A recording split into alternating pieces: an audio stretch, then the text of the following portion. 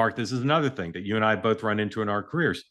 I'll give you an example from last year. When I broke the story of Joe Biden's getting out of the race, I said he's not endorsing Kamala Harris, because the day I wrote that, on Thursday, ahead of the Sunday announcements, he wasn't planning to endorse her. And so people say to me, oh, you were wrong. Some of your scoop was right, but you were wrong about that. Well, I wasn't wrong when I reported it. When I reported he wasn't planning to endorse, and I could tell you, if you want to hear, why he changed his mind between Thursday and Sunday. When people say you're wrong, sometimes our sources are wrong, and sometimes our sources are right at the time, but then circumstances change. In this case, it's possible that CNN's story was correct at the time they reported it. And because, again, remember, it says here, are expected to meet Wednesday. Doesn't say they will meet Wednesday.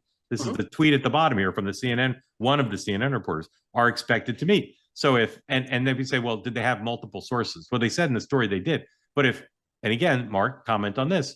People say you always need two sources. Well, depends on the story, depends on the sources. If Susie Wiles picked up the phone and called the CNN booth and said, hey, the plan is for me and JD to host Pam Bondi and Kash Patel and Todd Blanche over at JD's house tonight. I'm giving you that on background, but it's absolutely solid. There's not a reporter in the world who wouldn't report that, right? 100%. Yeah. So you get one source, and the way they wrote it, it seems like they had pretty good sources. And I'll admit I was among those who doubted you on the Kamala thing after the fact. However, my dear friend Alex Thompson, a coworker, in his book covers, which I know you're not a fan of, they cover the fact that Biden didn't initially plan to endorse Harris, but then winged it at the minute. So you should love Original Sin, because it helps support your report. Yeah, but anyway, I'm ribbing it. No. Well, I'll just finish on that.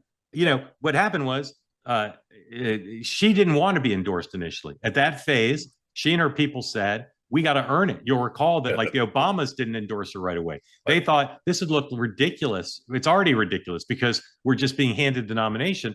We need to appear to be fighting for it for a couple of days.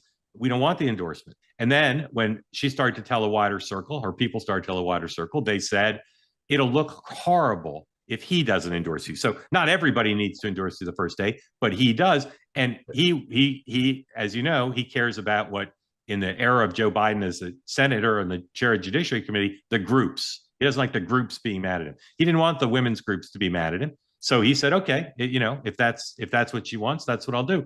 But I continue to this day to people say, I diminish your scoop because you got that piece wrong. And I'll say again, I didn't get it wrong. The day I reported it, it was correct in any event. Right. And that's the kind of the tragedy in part of kind of the sloppy reading that we can succumb to on social media, where the CNN post, as you're pointing out here, is carefully phrased. If you're going to judge people on their words, judge them on each word in a sentence, exactly, and each sentence in the paragraph. Expected to meet doesn't mean they're definitely meeting. Yeah. However, at the same time, when you're covering anything, but especially Trump world, like that's one of those things. I've had my fair share of scoops out of them. I'm not diminishing anyone else for theirs. Yeah. But one of the things I make sure to do is I make sure I have a kind of a no surprises thing. Like, hey, folks, I'm reporting this. You're right. Like, this is what we are reporting. This is what we understand. If this is wrong, tell me specifically how it is. Now, I don't let the White House or the administration dictate what we're doing, but I make sure there's that final sort of scientific process of falsification, saying, okay, here's what we have. Now, not here's the whole story, but at fact 1, 2, 3, A, B, C, and D. And I find that to be very helpful. And very helpful. 100%. 100%. Want more great clips like that? I've got an idea. Hit the subscribe button, be part of the Two-Way community, never miss a clip. And you can always watch our full episodes, join them live, go to twoway.tv.